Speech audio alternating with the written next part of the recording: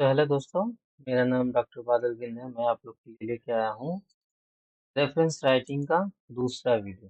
Reference writing हम सीख रहे थे, उसका ये पार्ट 2 है।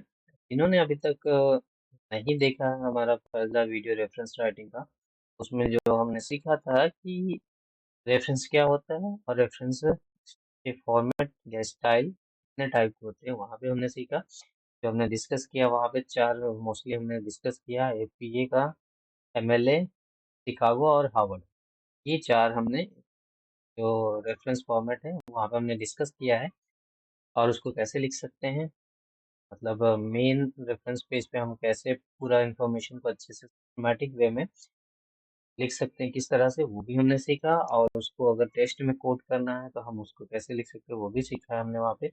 तो जिन्होंने अभी तक इस वीडियो को नहीं देखा है, जो कि बहुत इंपॉर्टेंट वीडियो है रिसर्च स्कॉलर के लिए, जो पीएचडी में अपना डिसर्टेशन लिखते हैं, मास्टर डिग्री में लिखते हैं अपना थीसिस, और जो भी अपना आर्टिकल्स या रिसर्च पेपर पब्लिश करना चाहते हैं और उनको प्रॉब्लम आ रही है रेफरेंस राइटिंग में, तो उनके लिए बहुत इंपॉर्टेंट वीडियोस हैं। तो जिन्होंने अभी तक नहीं देखा है, अगर देखना चाहते हैं तो हमारे राइट साइड में बेल आइकन आई का बटन आ रहा होगा, उस पर आप क्लिक करेंगे तो आप डायरेक्ट उस वीडियो पे पहुंच जाएंगे। अदरवाइज आप मेरे चैनल पे जाइए, वहाँ पे आपको वीडियो मिल जाएगा। तो बहुत इंपॉर्टेंट वीडियो होने वाला। आज हम सीखेंगे कोई एपीए फॉर्मेट में 7th एडिशन में आप रेफरेंस को कैसे लिख सकते हैं, और कोई इंफॉर्मेशन मिसिंग है, चाहे वो ऑथर का नाम हो, डेट हो, टाइटल मिसिंग है, पेज नंबर मिसिंग है, तो हम उसको कैसे रेफरेंस फॉर्मेट बना सकते हैं और किस स्टाइल में सिस्टमेटिक वे में लिख सकते हैं, राइट वे में। तो आइए शुरू करते हैं आज का हमारा ये वीडियो। तो आज का जो हमारा वीडियो है, इस वीडियो में हम डिस्कस करने वाले हैं 4 पॉइंट को: AP references, formatting, AP reference page का, और एपीए स्टाइल में हम टेस्ट में कैसे कोड करेंगे, एंड लास्ट वन कि अगर कोई रेफरेंस में इंफॉर्मेशन मिसिंग है तो हम उसको कैसे लिखेंगे। तो चलिए वन बाय वन देखते हैं। सबसे पहले जो बेसिक है, हमने लास्ट वीडियो में भी डिस्कस किया था, अभी भी एक बार रिवाइज कर देता हूँ आप लोग के साथ कि रेफरेंस में हम क्या क्या चीज़ें जनरली इंक्लूड करते हैं। तो जो मोटा मोटा हमारा होता है, मेन मेन ऑथर होता है, ऑथर का नाम, पब्लिकेशन, डेट, टाइटल और सोर्स। ठीक है, ये हमारे 5 मेजर इंफॉर्मेशन होते हैं जो हमें रेफरेंस में डालने होते हैं।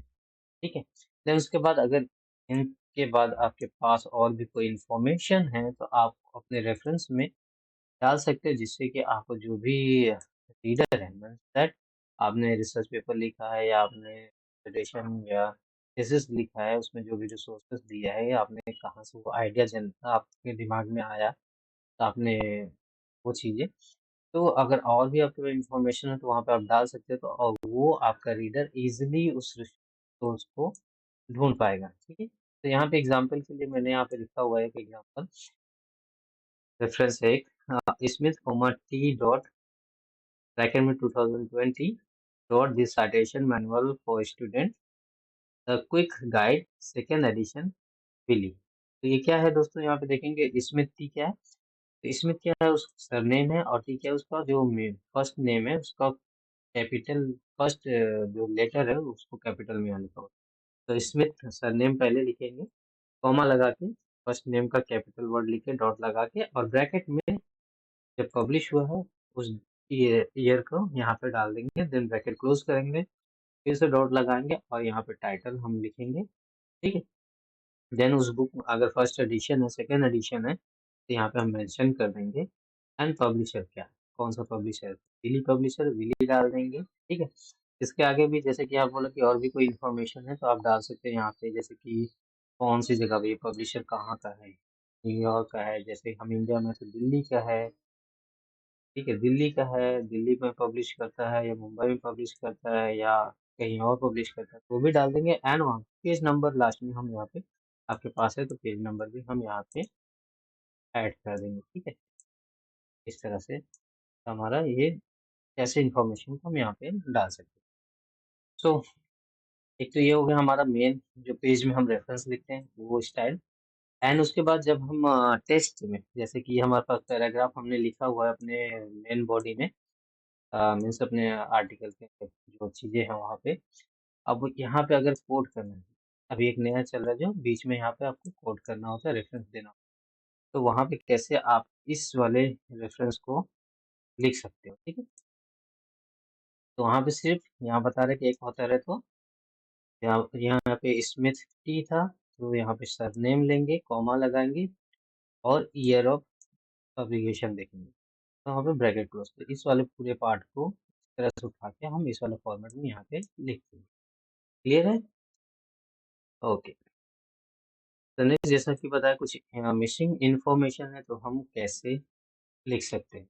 तो जब तो क्या बोले ये कोई मतलब कॉमन चीज़ नहीं, अनकॉमन चीज़ है ये। कुछ इन्फॉर्मेशन मिसिंग है या अननोन है, तो उसमें स्पेशली जैसे कि सोर्स जहाँ से लिए है या ऑनलाइन से लेते हैं, तो ये अनकॉमन चीज़ है, वहाँ पे चीज़ें मिसिंग होती ही है। कभी डेट मिसिंग होगा, कभी ऑथर नेम मिसिंग होगा, ठीक है, या टाइटल मिसिंग। तो इस केस में हम क्या कर सकते हैं, जनरली क्या कर सकते हैं, थोड़ा सा एडजस्ट कर देते हैं चीज़ों को। तो आइए देखते हैं। तो मिसिंग एलिमेंट हेडिंग है, अगर कुछ मिसिंग है तो वहाँ पे क्या कर सकते हैं, देन रेफरेंस फॉर्मेट क्या बन जाएगा, और यहाँ पे एग्जाम्पल। एग्जाम्पल के लिए मैंने एक रेफरेंस लिया हुआ है, अभी मैं आपको शो करता हूँ। राइट साइड में देखेंगे ऊपर टॉप पे, तो ये एक रेफरेंस आ गया। तो इसी रेफरेंस के थ्रू हम इन चारों चीज़ों को कोड करने की कोशिश, ठीक है। तो पहला वाला ऑथर अगर मिस है तो क्या करें, what to do, start the reference entry with the source title. तो रेफरेंस लिखना शुरू करेंगे किससे, टाइटल से। तो क्या फॉर्मेट बन जाएगा, टाइटल डॉट ब्रैकेट में डेट ब्रैकेट क्लोज डॉट और सोर्स। तो यहाँ पे तो मेन जैसे पूरा हमारा इंफॉर्मेशन अवेलेबल है, तो ये हमारा रेफरेंस हो गया। 1986 the art of breathing बैटम books, publisher New York, comma PP dot 5661, ये पेज नंबर हो गया, ठीक है। तो यहाँ पे बोल रहे हैं कि अगर हमारे पास ऑथर मिसिंग है तो क्या करेंगे, टाइटल से शुरू करेंगे। तो सबसे पहले टाइटल यहाँ पे देखेंगे, लिखा है द आर्ट ऑफ ब्रीदिंग, फिर ब्रैकेट में 1986 डॉट, यहाँ पे सोर्स आ गया पब्लिशर न्यूयॉर्क, एंड लास्ट में पेज नंबर। नेक्स्ट आता है डेट मिसिंग है, तो डेट मिसिंग है तो क्या कर सकते हैं, वहाँ पे क्या लिखेंगे, N dot D dot, date available नहीं है तो क्या हो जाएगा format, author dot comma sorry bracket में N dot D dot bracket close dot title dot source dot. तो क्या बन गया हमारा format, Nancy dot N dot D dot bracket close और the art of breathing button books, publisher New York, page number 56 to 61, ठीक है। और next आता है अगर टाइटल मिसिंग है तो क्या करना है, क्या कर सकते हैं, तो वर्क को डिस्क्राइब करेंगे स्क्वायर ब्रैकेट में। कैसे हो जाएगा फॉर्मेट हमारा, ऑथर का नाम आ जाएगा, डेट आ जाएगा, देन स्क्वायर ब्रैकेट में डिस्क्रिप्शन डाल देंगे, लास्ट में सोर्स। कैसा हो गया हमारा format, author name Nancy, date 1986, तो टाइटल नहीं है तो डिस्क्रिप्शन में डाल देंगे प्रोसेस ऑफ दी ब्रीदिंग। आप यहाँ कुछ और भी डाल सकते हो जो आपको समझ में आए। और सोर्स क्या हो गया, bantam book, publisher New York, page number 5661। तो इस तरह से हम मिसिंग एलिमेंट्स को हम अपना रेफरेंस राइटिंग लिख सकते हैं अगर कुछ इंफॉर्मेशन मिसिंग है तो नेक्स्ट आ जाता है हमारा एपीए इन टेस्ट साइटेशन। तो साइटेशन कैसे करेंगे हम, टेस्ट में। टेस्ट में जो भी पैराग्राफ हम लिखते हैं ना मेन बॉडी में, तो वहाँ पे जैसे कि अभी पीछे हमने डिस्कस किया उसको कैसे करें। जनरली यहाँ पे क्या बोल रहा है कि रनिंग टेस्ट है, रेफरेंस वहाँ पे लिखना है। और वहाँ पे रेफरेंस किस लिए लिखते हैं, जैसे पेपर वगैरह और रिसर्च पेपर वगैरह हम लिखते हैं, तो रिसर्च पेपर के लास्ट में देखते हैं बहुत सारे रेफरेंसेस आ जाते हैं, ठीक है। तो उस तरह से रेफरेंस हो गया। एंड देन हम जो पेपर लिखते हैं, पेपर के बीच में जो भी पैराग्राफ लिखी हुई होती है वहाँ पे देखते हैं कि कुछ नाम और ईयर भी बीच बीच में लिखे होते हैं, तो वो क्या होते हैं, टेस्ट साइटेशन होते हैं। तो बोलते हैं टेस्ट साइटेशन। टेस्ट साइटेशन मतलब जैसे कि एग्जांपल और देता हूँ कि ये वाला हमारा एक टेस्ट है, पैराग्राफ है, ठीक है। तो इसको साइट करना है, इसको कोड करना है। तो कोड करेंगे तो यहाँ पे हम लास्ट में जैसे पैराग्राफ खत्म होगा तो यहाँ पे ऑथर क्या लिखेंगे जिससे कि टेस्ट कोटेशन कोड कर सके। और ये क्यों लिखते हैं, जिससे कि हम क्यों लिखेंगे? जिससे कि हम किसी का आइडिया ले रहे हैं कहीं से, हम भी तो कहीं से आइडिया ले रहे हैं, तो उसको वो श्रेय देने के लिए हम वहाँ पे का नाम, ईयर जो हम रेफरेंस लिखते हैं, उसी तरह से पैरा में भी रेफरेंस जो हमने सीखा था कि पैरा में कैसे लिख सकते हैं, जो हमने यहाँ पे बताया था कि स्मिथ ये वाला आप पार्ट देखेंगे, स्मिथ सरनेम लिखेंगे, कॉमा लगा के 2020 और ब्रैकेट क्लोज कर देंगे। इसी तरह जो भी होगा यहाँ पे हम लिख देंगे। तो ये हम क्यों करते हैं? जिससे कि हम प्लेगरिज्म को अवॉइड कर सकें, कॉपीराइट को अवॉइड कर सकें। जो भी प्लेगरिज्म को चेक करते हैं उससे हम बच सके। जैसे कि प्लेगरिज्म क्या होता है? जैसे कि हर इंस्टीट्यूट और पब्लिशर होते हैं, उनका अलग अलग रूल होता है। कोई 10% प्लेगरिज्म या सिमिलैरिटी को बोलता है 10% चलेगा, या 15% होगा, 12% या 20%, अपना अपना यूनिवर्सिटी का अपना अपना रूल होता है। बट जो यूजीसी बोलती है वो 10% रिजर्वेशन में आपका जो पीएचडी लिखते हैं, पीएचडी जो करते हैं, उसमें 10% का, जहाँ तक मुझे आइडिया 10% का वो आपको रिलैक्सेशन देते हैं कि 10% सिमिलैरिटी ओके है। बट उससे ज़्यादा जाती है तो वो प्लेगरिज्म में आ जाता है, तो लिए वो वहाँ पे बोलते हैं कि आप इसको ठीक करके ले जाओ। ठीक है, तो वो एक अलग चीज़ ये है। फिर उसको आप आइडिया को लेते हो, फिर अपने वर्ड में उसको डिस्क्राइब करते हो, फिर भी आपको वहाँ पे उस ऑथर का नाम वहाँ पे रेफरेंस में देना पड़ता है, क्योंकि आप आइडिया तो एक्चुअली में वहीं से उसी के काम से लिया है, तो आपको उसको रेफरेंस में देना पड़ता है। ठीक है, तो ये हो गया चीज़ें। नेक्स्ट बोल रहा है कि कैसे लिखेंगे, जो मैंने अभी भी बताया आपको कि जो ऑथर का लास्ट नेम मीन्स सरनेम है और ईयर ऑफ पब्लिकेशन, उसको जैसे कि यहाँ पे उसी तरह से लिख देंगे। देन बोल रहा है कि if you are citing a specific part of course, तो उसका कुछ स्पेसिफिक पार्ट को अगर लिख रहे हो तो आपको क्या चीज़ें वहाँ पे इंक्लूड करना होगा, वो होगा, बोल रहा है कि पेज नंबर और टाइम स्टैम्प।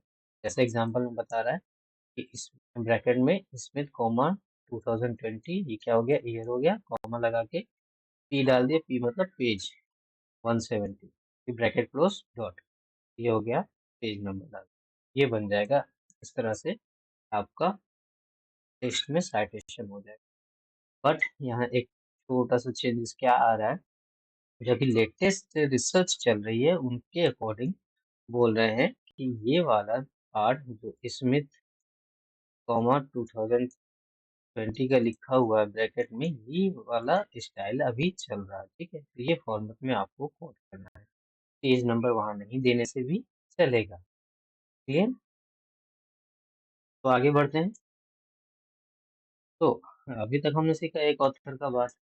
अब देखते हैं हम कि मल्टीपल, मतलब दो से ज्यादा ऑथर है हमारे, तीन ऑथर या तीन से ज्यादा ऑथर है, या कॉर्पोरेट है ऑथर या को ऑथर, तो उसको हम कैसे लिखेंगे? तो यहाँ पे क्या बोल रहा है कि जो स्लाइटली चेंजेस आता है, इस तरह की चीज, जो मल्टीपल ऑथर या ऑर्गेनाइजेशन होता है, वहां पे हमें किस पे अटेंशन देने की जरूरत पड़ती है? पंक्चुएशन पे और एम्परसेंड पे, यूज ऑफ एम्परसेंड, यहाँ पे हमें अटेंशन मतलब फोकस करने की जरूरत होती है। तो ये सिंबल, जैसे ये सिंबल किसका है? एंड का। इस सिंबल को हमें कैसे यूज करना है, कहाँ यूज करना है, पंक्चुएशन कहाँ यूज करना है, कैसे यूज हो गए, वो सारी चीजों पे फोकस करना होता है। तो आइए सीखते हैं। जैसे कि ऑथर टाइप, और जो साइटेशन है वो पैराथेंटिकल साइटेशन या नैरेटिव साइटेशन। तो दो टाइप के यहाँ बोल रहे हैं, पैराथेंटिकल और नैरेटिव। तो हमारे इंडिया में जो यूज कॉमनली यूज करते हैं वो क्या बोलते हैं? पैराथेंटिकल साइटेशन। तो नैरेटिव साइटेशन हम अवॉइड करते हैं। ठीक है, तो वन ऑथर है तो कैसे होगा? जैसे कि एग्जांपल हम लेके आ रहे हैं, स्मिथ ब्रैकेट में Smith comma year and bracket close. ठीक है, और नैरेटिव में क्या होगा? स्मिथ बाहर आ जाएगा और ब्रैकेट में सिर्फ ईयर आ जाएगा। टू ऑथर है तो क्या होगा? ब्रैकेट में ये सरनेम है स्मिथ, दोनों ऑथर का सरनेम, तो पहला ऑथर स्मिथ लिखेंगे, देन यहाँ पे एंड का सिंबल लगाएंगे, ये वाला symbol, then Jones comma year bracket close. और नैरेटिव में क्या आ जाएगा? दोनों का सरनेम बाहर आ जाएगा और सिंबल की जगह पूरा हम एंड लिखेंगे, AND। ठीक है, देन ब्रैकेट में ईयर डाल देंगे। और 3 या उससे ज़्यादा हमारे पास ऑथर है तो फर्स्ट ऑथर का सरनेम, ठीक है, ब्रैकेट में लिखेंगे Smith ETAL dot comma year of publication, यहाँ पे फिर ब्रैकेट को क्लोज कर देंगे। ये स्टाइल होगा। और नैरेटिव में क्या होगा, ये चीजें बाहर आ जाएंगी, सिर्फ ईयर ब्रैकेट में आ जाएंगे। ऑर्गेनाइजेशन है तो कैसे होगा, सेम ऑर्गेनाइजेशन का ये ब्रैकेट में लिखेंगे स्क्राइबर कॉमा 2020। नैरेटिव में क्या होगा, स्क्राइबर बाहर आ जाएगा और ब्रैकेट में आ जाएगा डेट या ईयर। होप सो आपको यहाँ पे चीजें क्लियर हो रही होंगी। मैं आप लोगों को समझा पा रहा हूँ, मुझे ऐसा है आप लोग समझ पा रहे होंगे और आपको ये वीडियो बहुत हेल्पफुल होने वाला है। तो नेक्स्ट देखते हैं, मिसिंग इन्फॉर्मेशन है तो मिसिंग इन्फॉर्मेशन में क्या क्या हो सकता है, ऑथर पब्लिकेशन हो सकता है, डेट हो सकता है, ठीक है, लोकेटर अननोन है तो उसकी जगह पे कैसे हम उसको लिख सकते हैं। तो यहाँ पे जैसे कि हमने पहले भी लिखा था कि मिसिंग एलिमेंट वगैरह है तो कहाँ पे क्या कैसे क्या कर सकते हैं और हमारा जो फॉर्मेट बनेगा वो कैसे बनेगा। देखिए यहाँ पे मिसिंग एलिमेंट है तो क्या कर सकते हैं और फिर हमारा फॉर्मेट क्या हो जाएगा, पैरांथिटिकल साइटेशन जो हम यूज़ करते हैं या फॉर्मेट एपीआई का यूज़ करते हैं वो कैसे हो जाएगा। तो ऑथर मिसिंग है, उसकी जगह पे क्या लिखेंगे, टाइटल, जैसा अभी हमने आगे डिस्कस किया। तो सोर्स ऑफ टाइटल को लिखेंगे, कॉमा लगाएंगे और ईयर लिख के ब्रैकेट क्लोज कर देंगे। डेट मिसिंग है तो एन डॉट डी, सेम है, डेट अवेलेबल नहीं है तो एन डॉट डी लिख, तो क्या बन जाएगा, ब्रैकेट में Smith surname comma N dot D dot get close, ये हो गया, ठीक है। लेकिन यहाँ बोला अगर पेज नंबर मिसिंग है तब आप क्या करोगे, तो अल्टरनेटिव कोई लोकेटर होगा वो लिख सकते हैं या फिर हम पेज नंबर लिख सकते हैं। तो क्या बन जाएगा हमारे यहाँ पे, स्मिथ कॉमा 2020 कॉमा यहाँ पे चैप्टर लिख दिया, ठीक है, क्या लिख दिया, पेज नंबर नहीं है तो उसकी जगह पर हमने चैप्टर को डाल दिया, चैप्टर में वो पेज नंबर आता है, क्लियर। या फिर उसकी जगह पे जो लेटेस्ट में चल रहा है क्या लिख रहे हैं, स्मिथ ब्रैकेट में लिख रहे हैं स्मिथ कॉमा 2020 ब्रैकेट क्लोज, ठीक। तो ये हो गया। अभी तक हमने सीखा था ऑथर मिसिंग है, डेट मिसिंग है, पेज नंबर मिसिंग है, टाइटल मिसिंग है, तो उसकी जगह पर हम क्या लिख सकते हैं, देन उसके बाद क्या हमारा फॉर्मेट बनेगा साइटेशन। तो ये आशा करता हूँ आप लोग को क्लियर हो रहा है।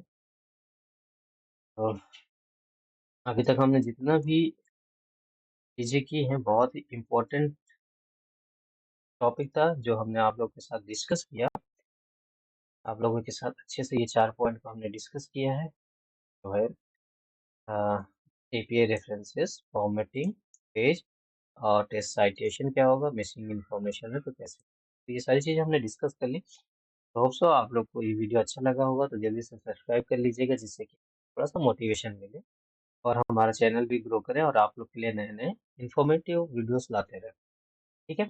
और अपने दोस्तों के साथ भी शेयर करिएगा जो अभी नए नए रिसर्च पेपर लिखते हैं, तो उनको अगर प्रॉब्लम फेस हो रही है या उनको कोई गाइड नहीं मिल रहा है कि रेफरेंस राइटिंग क्या होता है, कैसे लिख सकते हैं, क्या क्या स्टाइल्स है, किस किस फॉर्मेट में लिख सकते हैं, इंफॉर्मेशन मिसिंग है, ऑथर का नाम मिसिंग है, डेट मिसिंग है, तो वहाँ पे क्या कर सकते हो, फिर साइटेशन फॉर्मेट कैसे बन जाएगा, किस तरह का हो जाएगा, तो उनको भी शेयर करिए, उनके लिए भी बहुत हेल्पफुल होगा, वो भी मदद करिए और थोड़ा सा इस चैनल को भी प्यार दीजिए, सब्सक्राइब करिए, चैनल को लाइक करिए और दूसरों के साथ शेयर करिए, ठीक है दोस्तों। मिलते हैं फिर अगले वीडियो में। हाँ, अगले वीडियो में हम लोग क्या करने वाले हैं, इस रेफरेंस जो मैंने आपको सिखाया इसके बाद भी अगर आप लोग कुछ कुछ को प्रॉब्लम फेस हो रहा है रेफरेंस लिखने में, तो मैं अगली वीडियो में इसका शॉर्ट फॉर्म लेके आ रहा हूँ कि आप मिनटों में या सेकंडों में रेफरेंस को कैसे बना सकते हैं, ठीक है। तो आपको जैसे बोलते हैं हम कुछ पढ़ते हैं उसका हम की पॉइंट बनाते जाते हैं, तो वैसे ही रेफरेंस का मेरे पास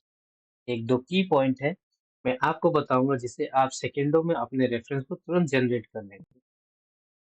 तो मिलते हैं अगले वीडियो में इस रेफरेंस राइटिंग के थर्ड वीडियो में। तब तक के लिए दोस्तों चैनल के साथ जुड़ जाइए, बेल आइकन को दबाइए जिससे कि अगर मैं वीडियो डाउन अपलोड करूं तो आप लोग को उसका नोटिफिकेशन जल्दी मिल जाए, पहले मिल जाए। तो दोस्तों यहीं पे वीडियो खत्म करते हैं, तब तक के लिए जय हिंद।